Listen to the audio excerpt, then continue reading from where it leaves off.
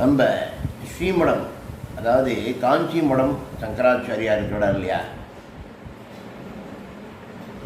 அவர் எங்கே போனாலும் சரி, எந்த ஒரு மாவட்டமாக இருந்தாலும் சரி, எந்த ஒரு ஸ்டேட்டில் நம்ம ஸ்ரீமடம் கேம்ப் போட்டாலும் அக்கம் பக்கத்துலேருந்து பட்டி தொட்டியிலேருந்தெல்லாம் அவரை பார்க்குறதுக்கு, அவருடைய கடைக்கண் பார்வை தன் மேலே படுறதுக்கு, அவருடைய ஆசீர்வாதம் வாங்கிறதுக்காக எல்லா இடத்துலேருந்தும் வண்டி கட்டின்னு வந்து அவரை பார்க்குற வழக்கம் உண்டு.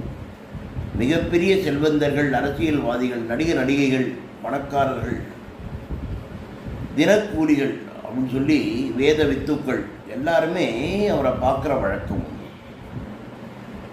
பிரிவா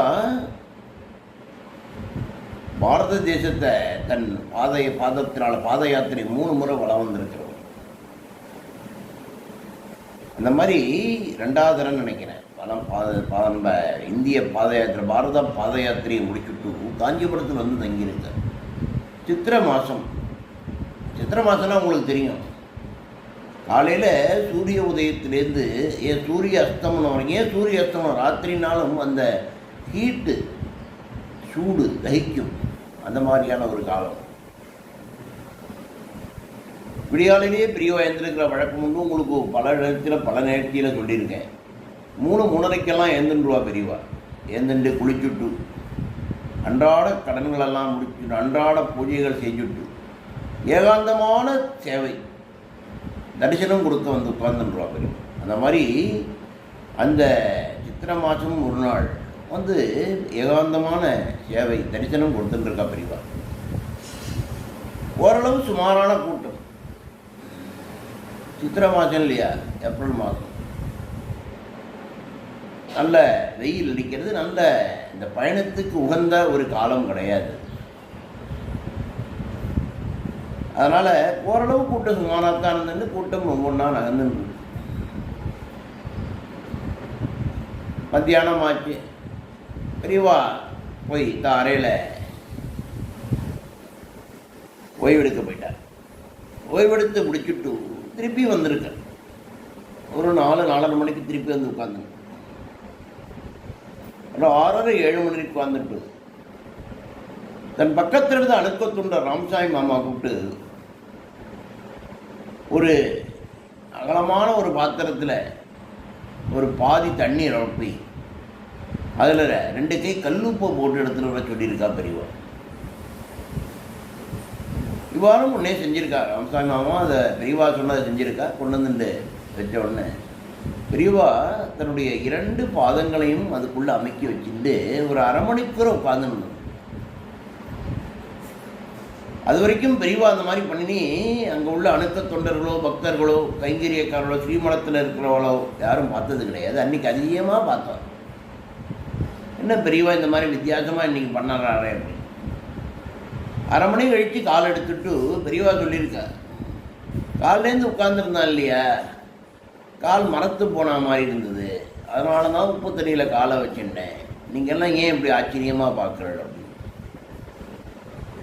அந்த அவருடைய பாதம் பட்ட ஜலத்தை தீர்த்தமாக வாங்கி தலையில் தெரிச்சிக்கிறதுக்காக ஓரளவு சிறு கூட்டம் அங்கேருந்து சாயந்தரம் ஒரு 6-7 மணி அடித்து கூட்டம் இருந்தது.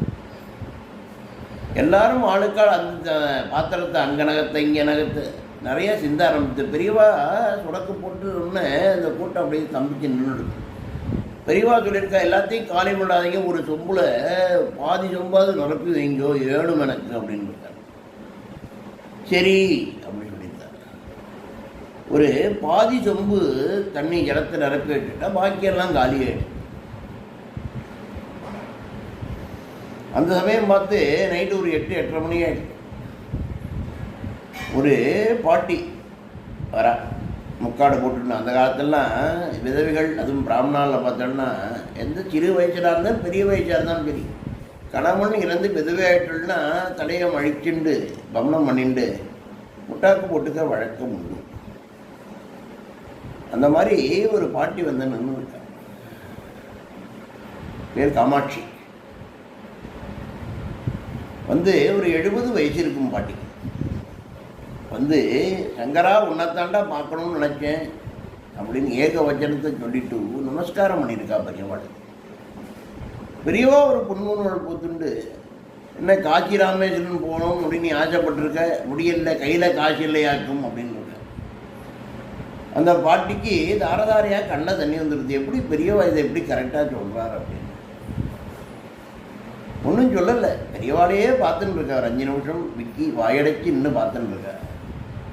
அப்போ அதே ராமசாமி மாமாவை கூப்பிட்டுருக்கார் பெரியவா. ராமசாமி மாமா சொடக்க போட்டு கூப்பிட்டு, அந்த மத்தியானம் சாயந்தரமாக அந்த தண்ணி வச்சாலே ஒரு சொம்பு தண்ணி வைக்கிற உப்பு தண்ணி அதை எடுத்துன்னு வா, இந்த பாட்டி மேலே தலைவழியாக ஊற்று.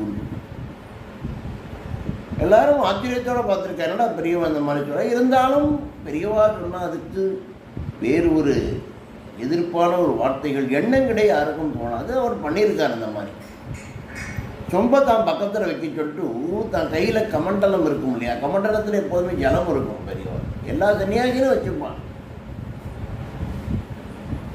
அந்த ஜலத்தையும் அந்த இதில் ஊற்றிருக்கார், அந்த சொம்பில் ஊற்றிட்டு இதையும் எடுத்து அந்த பாட்டி தலையில் ஊற்று, காமு பாட்டி மேலே ஊற்றுறா அப்படின்னு சொல்லியிருக்கார் ராமசாமி தான். ராமசாமி அதையும் பண்ணியிருக்கார். பின்ன அதுக்கப்புறம் பார்த்தோன்னா பிரசாதம் கொடுத்து அந்த பாட்டியை வழி அனுப்பியிருக்கார். இது முடிஞ்சு ஒரு 2-3 நாள் ஆகிடுது. அப்போ பெரியவாள்கிட்ட யாரோ ஒரு அணுக்கத்தொண்டர் வந்து இந்த மாதிரி ஒரு சிறு நிகழ்வை சொல்லி, இந்த மாதிரி அன்றைக்கி வந்தால் அந்த பாட்டி வந்தாள் இல்லையா, காம பாட்டி, நீங்கள் கூட ஜலத்தெல்லாம் ஊற்ற சொன்னாலே மேலே அந்த பாட்டி இறந்து போய் 2 நாள் ஆகிடுது. பெரியவா மெதுவாக புன்னுருள் பூத்துட்டு சொல்லியிருக்கா, நேக்கு இது ஏற்கனவே தெரியும்,